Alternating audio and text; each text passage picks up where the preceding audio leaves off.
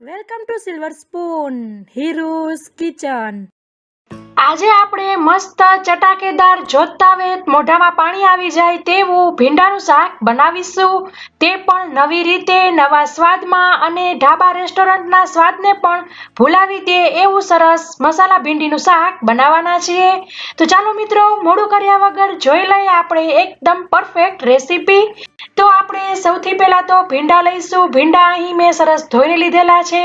550 ગ્રામ ભીંડા છે અને ધોઈને મેં ફ્રીજમાં મૂકી દીધેલા હોવાથી પછી પાછા કાઢ્યા છે તો ઉપર સહેજ એવો પાણીનો પરસેવો થઈ ગયો છે, તો તેને આપણે લૂછવાની જરૂર નથી। શું કામ નથી લૂછવાની તે પણ હું આગળ બતાવું છું।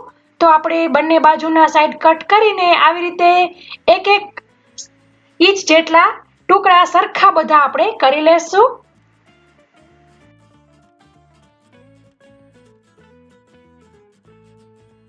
તો આપણે બધા ટુકડા સરખા કરી લીધેલા છે અને ભીંડાને આપણે શું કામ ઉપરથી નથી પાછા લૂછવાના ફ્રીજમાંથી કાઢ્યા પછી તે હવે કહું છું, કેમ કે આપણે ઉપર મસાલો કરવાનો છે।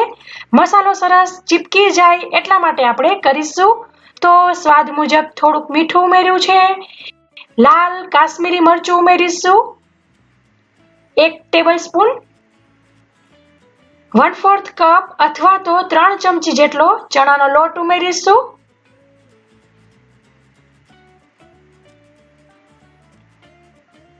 અને સરસ આપણે ચોખ્ખા હાથ વડે બધું મિક્સ કરી લેવાનું છે। મીન્સ આપણે ભીંડાને કોટ કરી લેશું।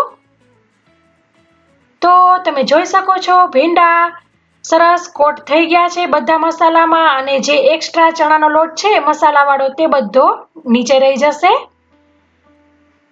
તો આપણે આવી રીતના સરસ તારવીને ભીંડાને બીજા વાસણમાં કાઢી લેશું। મિત્રો, એક વખત જરૂરથી ભીંડાનું શાક આવી રીતે ટ્રાય કરજો। હું તમને સાચું કહું છું, બહુ જ મજા આવે એવું ટેસ્ટી શાક બને છે અને ઘરના સભ્યો માંગીને આ શાક ખાશે। કડાઈ સફાચટ થઈ જવાની છે જેથી તમે આ શાક બનાવશો તો જાજુ જ બનાવજો। તો આપણે ભીંડાને લઈ લીધેલા છે, કડાઈમાં તેલ લઈશું, ગેસની ફ્લેમ ચાલુ કરી દીધેલી છે। તેલ આપણે જરૂર મુજબ લઈશું, તમારા ઘરમાં જે પ્રમાણે ખવાતું હોય તે પ્રમાણે તમે સહેજ વધઘટ કરી શકો છો। ભીંડાના શાકમાં સહેજ વધારે જ તેલ જોઈતું હોય છે। 5 થી 6 ટેબલસ્પૂન તેલ આપણે ઉમેરવું અને કડાઈને ફરતી આપણે આમ કરી લેશું જેથી સરસ બધું તેલ ગરમ થાય। તેલ આપણું ગરમ થઈ ગયું છે, ડાયરેક્ટ જ તેની અંદર આપણે કોટ કરેલા ભીંડા ઉમેરી દેશું અને સરસ તેલમાં મિક્સ કરી લેવાના છે। ગેસની ફ્લેમ ફાસ્ટ જ રાખવાની છે।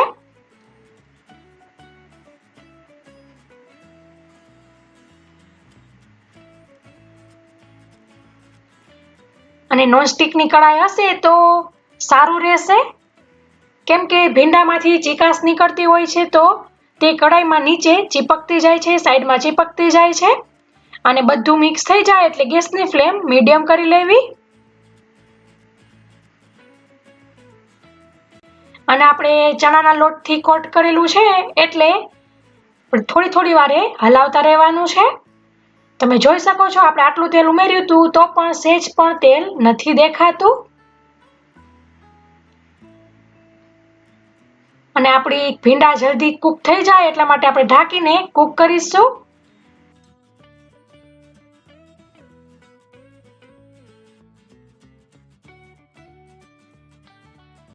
અને આ જે મસાલાવાળો ચણાનો લોટ છે તેને આપણે એક બાઉલમાં લઈ લેવો, જે આપણે કોટ કરવામાં લીધેલો હતો તે ચણાનો લોટ છે, અને તેની અંદર આપણે દહીં ઉમેરીશું। 1 કપ દહીં છે અને ઘરનું દહીં છે, ન ખાટું કે ન મોળું એવું માપનું છે। મિત્રો, સરસ ઢેફા જેવું દહીં ઘરે કેવી રીતે બનાવવું તેની રેસીપી આપણે મૂકી દીધેલી છે। રેસીપીની લિંક તમને ડિસ્ક્રિપ્શન બોક્સમાં મળી જશે, અહીંયા આઈ બટન પર પણ મળી જશે। દહીંને આપણે મસાલામાં મિક્સ કરી લેશું, પછી તેની અંદર આપણે 1.5 ટેબલસ્પૂન ધાણા જીરું ઉમેરવું,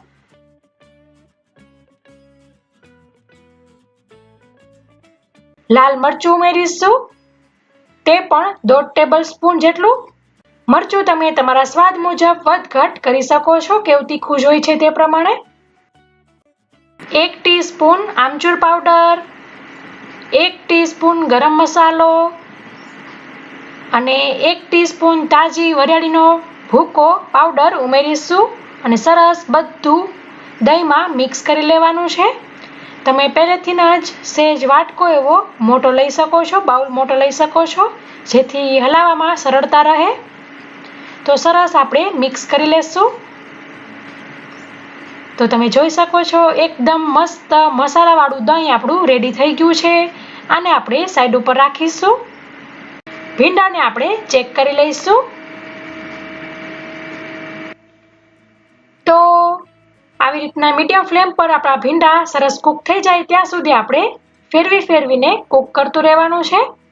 નોનસ્ટિકની કઢાઈનું મેં પહેલા જ કીધું હતું કે હશે તો તમને સારું રહેશે. પાછું આપણે ઢાંકી દઈશું અને કૂક કરીશું. હવે ત્યાં કૂક થાય છે ત્યાં સુધીમાં આપણે 1 કપ ટમેટા લઈશું.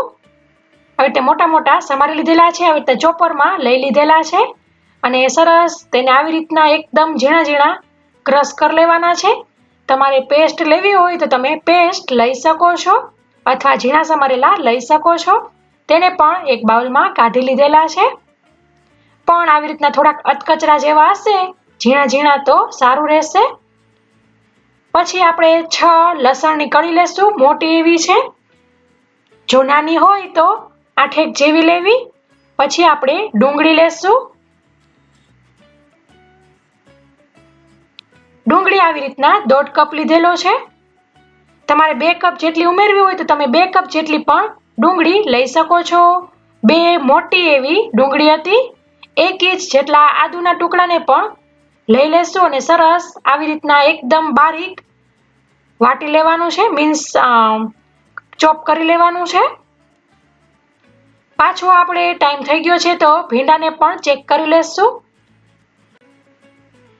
તો આપણો ભીંડો ઓલમોસ્ટ કૂક થઈ ગયો છે. તો તેને આપણે બીજી કઢાઈમાં લઈ લેશું અને હું અહીં 5 વ્યક્તિ માટે ઢાબા સ્ટાઇલ બનાવી રહી છું એટલે તેલનો ઉપયોગ સારો એવો થશે.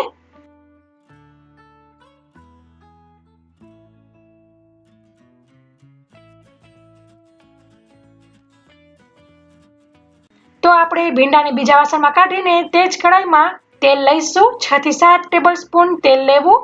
ગેસની ફ્લેમ ફાસ્ટ કરી લેવી. પાછું કહું છું, તેલ તમારે સહેજ વધઘટ કરવું હોય તો તમે તમારી રીતે કરી શકો છો. તેલને આપણે ગરમ થવા દેશું. ગરમ થઈ જાય એટલે તેની અંદર જીરું ઉમેરવું.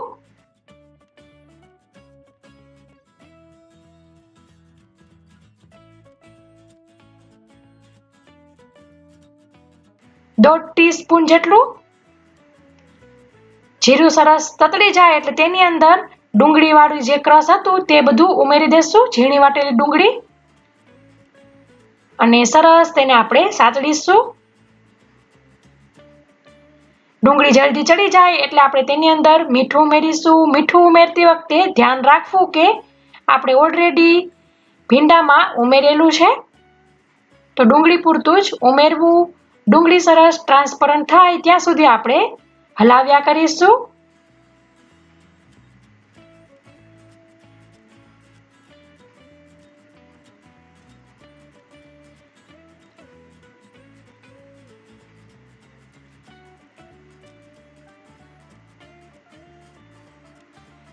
સરસ આપણી ડુંગળી ટ્રાન્સપરન્ટ થોડીક પિંકીશ થઈ ગઈ છે તો તેની અંદર આપણે ટમેટાની જે ચોપ કરેલું હતું તે ઉમેરી દઈશું અને તેને પણ સરસ આપણે મિક્સ કરી લેવું.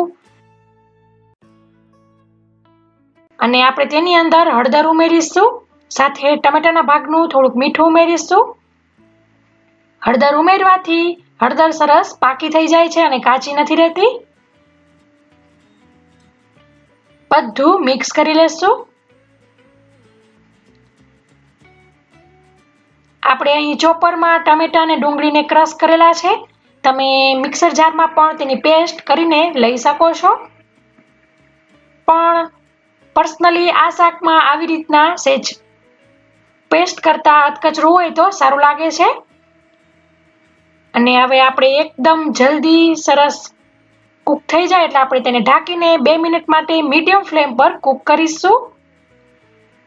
આપણી આ ગ્રેવી પેસ્ટ છે તે એકદમ સરસ કૂક થઈ જવી જોઈએ. તેલ બધું છૂટું પડી ગયું છે ઉપર, તો હલાવી લઈશું એક વખત. જો ગ્રેવીમાં કચાશ હશે તો મજા નહીં આવે. હવે આપણે તેની અંદર જે મસાલાવાળું દહીં હતું તે ઉમેરીશું.